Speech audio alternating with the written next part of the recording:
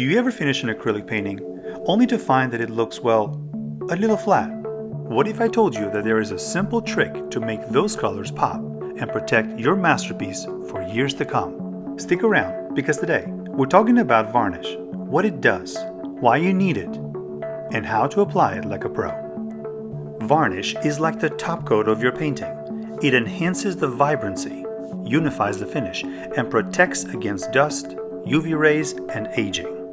Without it, your painting is vulnerable. But don't worry, I've got you covered. Here is what you'll need: acrylic varnish, gloss, satin, or matte, depending on your preference. I am using gloss varnish here. You'll also need a soft white brush, a clean dust-free area, and patience, because good things take time. Before you start, make sure your painting is completely dry.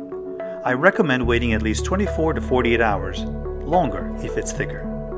Then dust off any particles to get a smooth finish. Now for the magic. Pour a small amount of varnish onto your painting. Using your brush, apply in even, parallel strokes. Don't overwork it, as that will agitate the varnish and introduce bubbles. Here is an important tip. Apply the varnish in a vertical pattern, and here's why. When the painting is hanging up on the wall, gallery light tends to fall from above.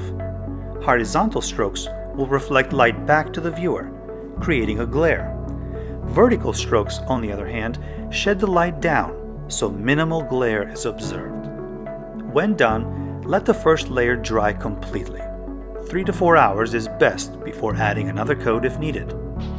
Once dry, your painting will have a fresh, professional finish. Keep it in a dust-free space while drying, and avoid touching it for at least 24 hours. And voila! You've just leveled up your artwork. So there you have it, an easy way to make your painting look stunning and last a lifetime.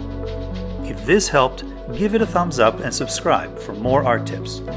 What finish do you prefer? Glossy, satin, or matte? Let me know in your comments. To see part 1, the making of casting companions, please click this video right here.